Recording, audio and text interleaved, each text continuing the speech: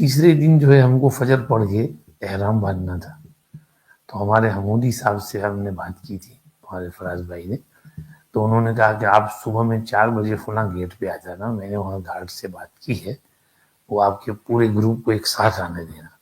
ہم لوگ جاتے تھے 3 4 فیملی کی شکل میں، تو اس دن انہوں نے کہا پورا گروپ آ جائے ایک ساتھ، تو ہم پورا گروپ جو ہے وہ اس گیٹ پر پہنچ گئے۔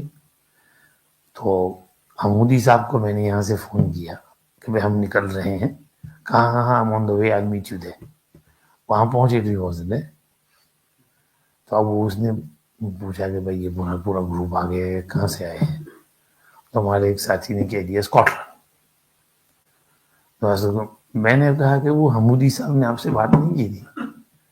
کون حمودی؟ میں کو حمودی نہیں جانتا۔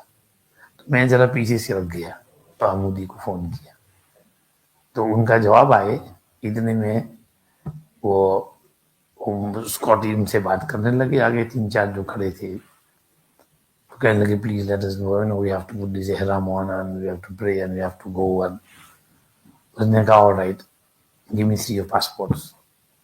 تو اسکاٹیوں نے 3 پاسپورٹ دی، اس میں گلاسگو لکھا ہوا تھا۔ تو الحمدللہ اس نے وہ 3 پاسپورٹ رکھ لیے، ہم سب کو اندر جانے دیا۔ تو اللہ کی مہربانی سے پہنچ گئے، ٹھنڈی بہت تھی۔ میں نے سب سے کہا تھا کہ بھئی احرام جو ہے جاتے وقت تو احرام نہیں ہوگا، کوٹ پہن لینا، احرام کی چادر احرام کی تو پہننی ہے، اس کے اوپر کوٹ پہن لینا، سب سردی نہ لگ جائے کہیں۔ تو سب اپنا کوٹ جیکٹ سوٹر پہن کے آئے تھے، بہت ٹھنڈی تھی، کڑکڑ تھی۔ اندر جا کے ہم نے کہا کہ تہجد پڑھنا، 15 منٹ پہلے فجر سے اذان ہوگی تہجد کی، اس کے بعد تحیۃ الاحرام پڑھنا، تحیۃ الاحرام کے بعد نیت کرنا کہ میں فلاں کی طرف سے عمرہ کر رہا ہوں، اور اس کے بعد 3 مرتبہ لبیک پڑھنا، پھر اپنے سر سے چادر ہٹا کر کے دعا مانگ لینا کہ اللہ میں مسجد اقصی سے عمرہ کا احرام باندھ رہی ہوں، تو میرا عمرہ آسان کر، قبول کر۔ تو الحمدللہ سب نے ایسے ہی کیا، احرام باندھ لیا، اور پھر جو ہے اچھا اندر جاتے ہوئے اس نے پاسپورٹ جب رکھ لیے تو اس نے کہا کہ okay go but don't do any thing wrong and don't پرے۔ تو سب کہتے ہیں صاحب یہ ڈونٹ پرے کرنے کے تم جا رہے ہو؟ نہیں، میں سمجھ گیا اس کا مطلب کیا ہے ڈونٹ پرے کا۔ ایسا کہہ رہا ہے کہ ڈونٹ ریسائٹ لبیک loudly when you go from here, کیونکہ ہمارے لوگ زور زور سے لبیک پڑھتے ہیں تو ان کو چڑھاتے ہیں، تو چڑھانے کی کیا ضرورت؟ میں نے کہا کہ no problem sir, we won't pray, what do we will do, what exactly what you see. وہ ہو گیا۔ تو میں نے ریٹرن میں کہا کہ بھائی نماز کے بعد سب جو ہے پیچھے لیڈیز کی ایریا میں بیٹھ جائیں، ایک کے پاس آ جائیں، لیڈیز کو باہر بلا لیا، ہم تو وہاں بیٹھ گئے، سب فلسطینی ہم کو احرام میں دیکھ رہے ہیں، وہ میرے لیے دعا کرنا، السلام علیکم، وہ مل رہے ہیں، بیچارے بہت اچھے ہیں، نرم دل ہیں فلسطینی۔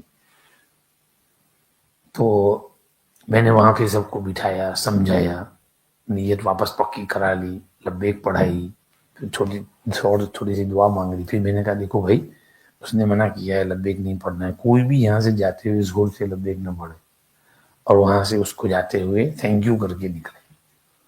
تو ہم چپ چاپ مسجد اقصی کے کمپاؤنڈ میں آہستہ آہستہ اپنا لبیک پڑھتے ہوئے چلتے رہے۔ پھر جب گیٹ کے پاس پہنچے تو اسکاٹی نے اپنے پاسپورٹ لے لیے، اور پھر ہم نکلنے لگے۔